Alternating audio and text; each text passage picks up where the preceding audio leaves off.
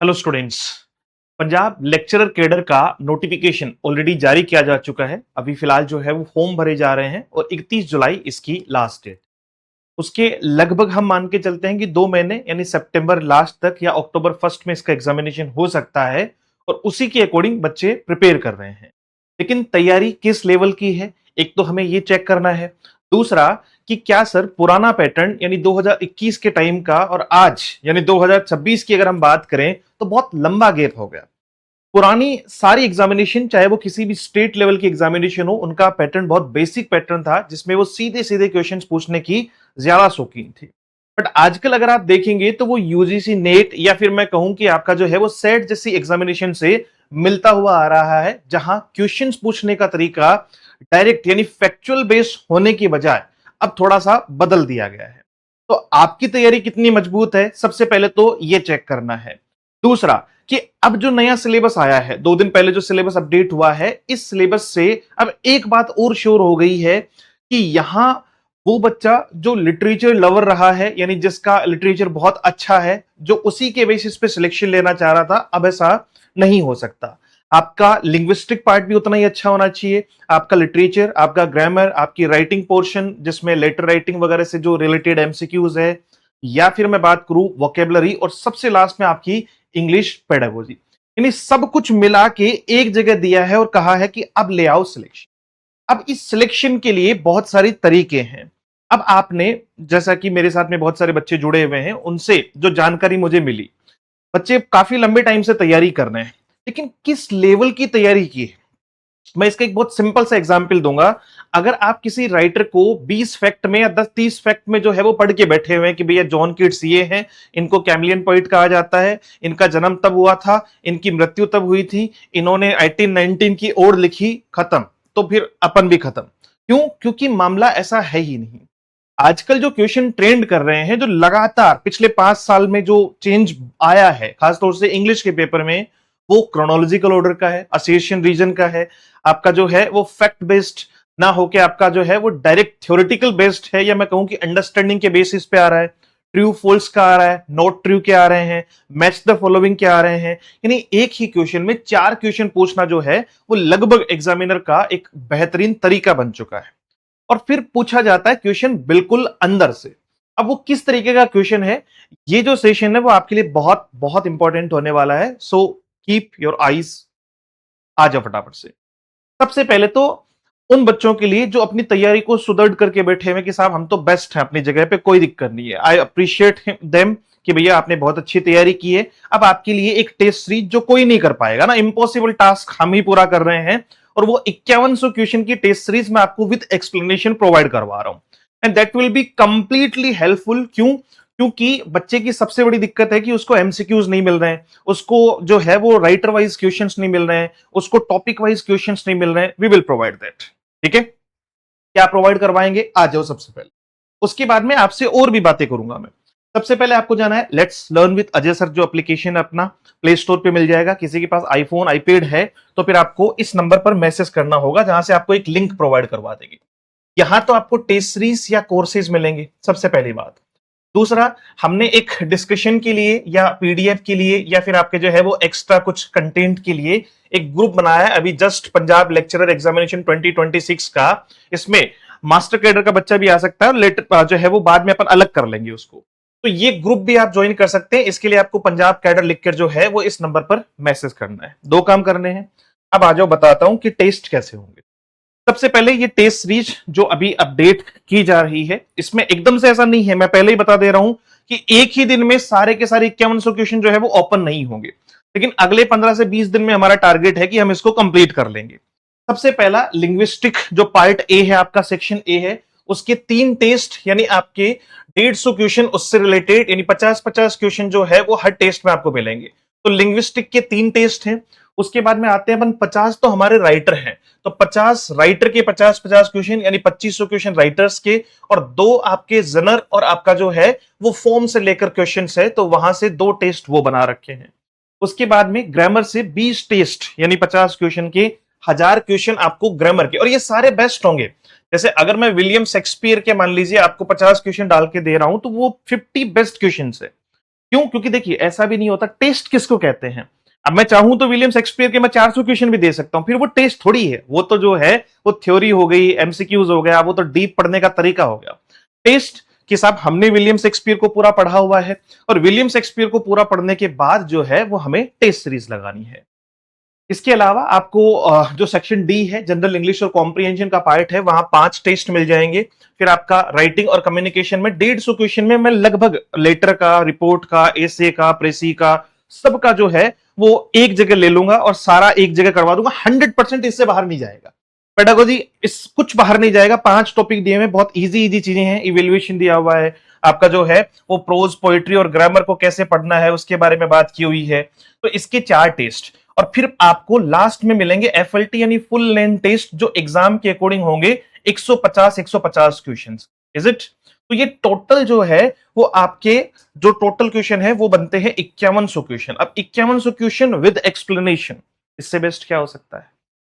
तो आप इस टेस्ट सीरीज को ज्वाइन कर सकते हैं अगर आप तैयारी कर चुके हैं, आपको लगता है कि मुझे पढ़ने की जरूरत नहीं है, अब मैं सिर्फ टेस्ट देना चाहता हूं या प्रैक्टिस करना चाहता हूं।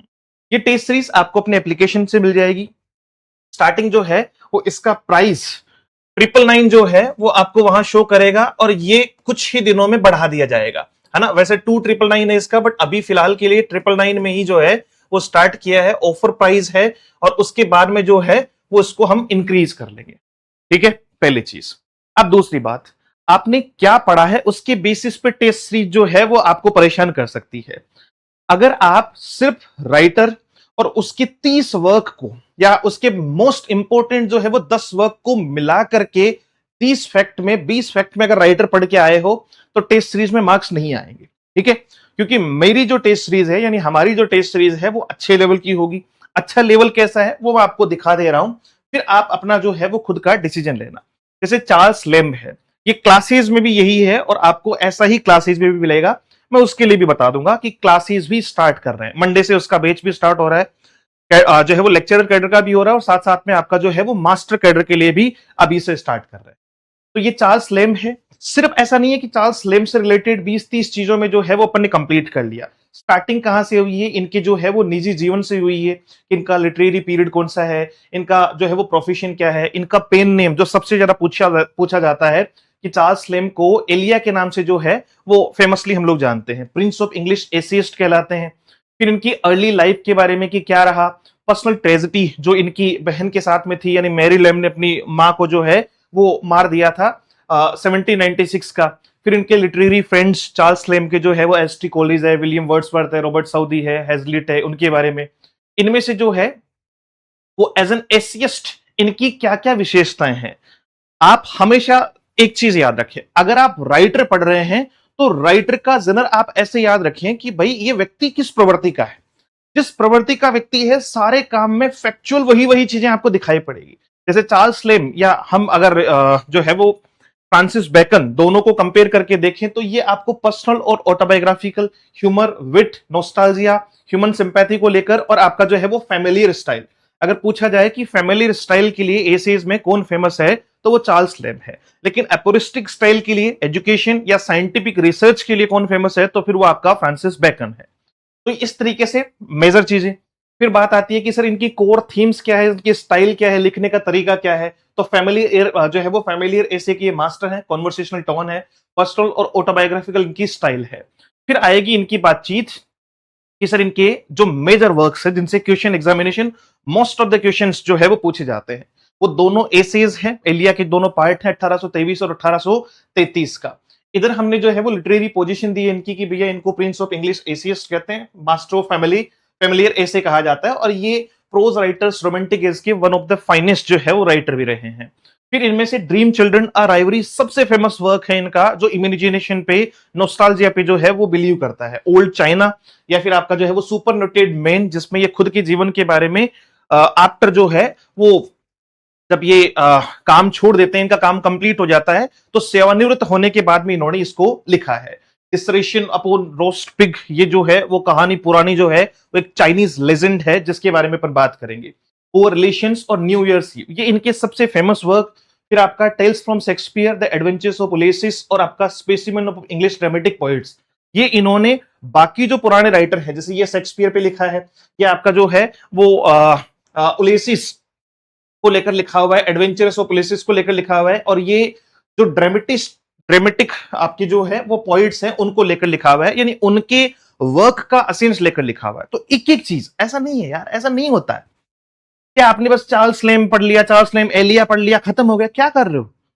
मतलब आप क्या मानते हो यार, एक पीजीटी लेवल का टीचर, यानी पीजीटी जो है लेक्चरर बनाना चाह रहा है आपको, 11th-12th को पढ़ाओगे, आपको मास्टर लेवल एग्जामिनेशन में बिठाया जा रहा है, मास्टर लेवल आपकी क्वालिफिकेशन है, मास्टर लेवल पे जो है वो आपका सिलेबस जो है वो दिया गया है, और हम पढ़ के रहे हैं, एलिया पढ़ के हम जो है वो चार्ल्स लेम कंप्लीट कर ले रहे हैं। How can you think that we are going to get selection? There is no possibility of selection. मैं सीधी और स्पष्ट बात कह रहा हूं। फिर डीप में चलते चलते इनके जितने भी वर्क हैं उनको कि इनके क्या रिलेशंस थे, इन्होंने अगर किसी पर टिप्पणी की या किसी ने इन पर टिप्पणी की तो उसके बारे में भी, और फिर जो है वो इंपॉर्टेंट वर्क्स, और इंपॉर्टेंट वर्क्स ऐसे हैं कि आपको ऐसे चलत में याद हो जाएंगे, मतलब स्पीडली चलते चलते जो है वो तरीके से चीजों को तैयार कर लोगे। बट मेजर बातें जो है वो सारी उनमें तैयार करनी पड़ेगी।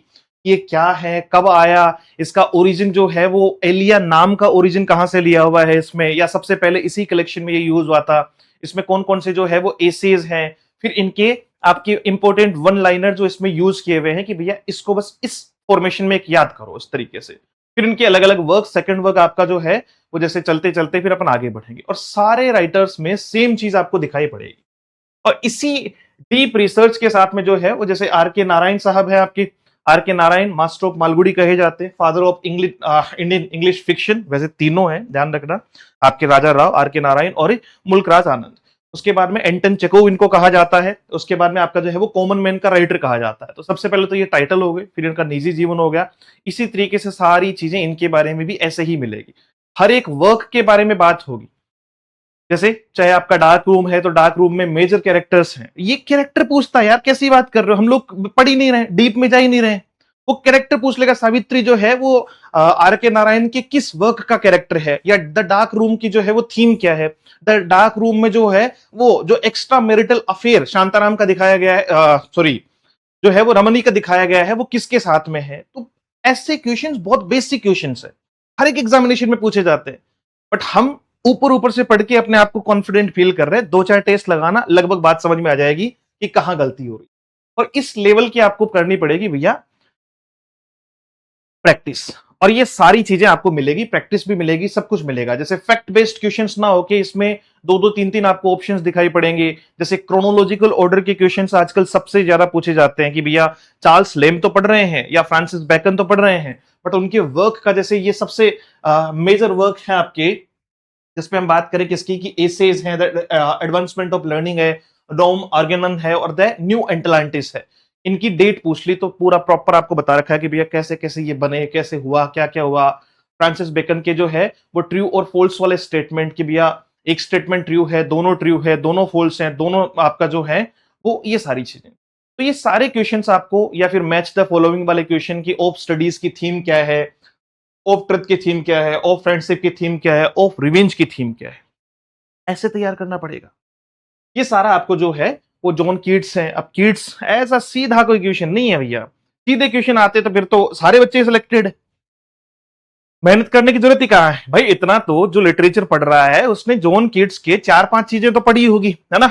मेजर मेजर जो चीजें हम सब पढ़ रहे हैं कि साहब ये रोमांटिक एज के थे, या इन्होंने जो है वो क्या क्या लिखा है, ये तो बेसिक बातचीत हो गई, सबको पता है।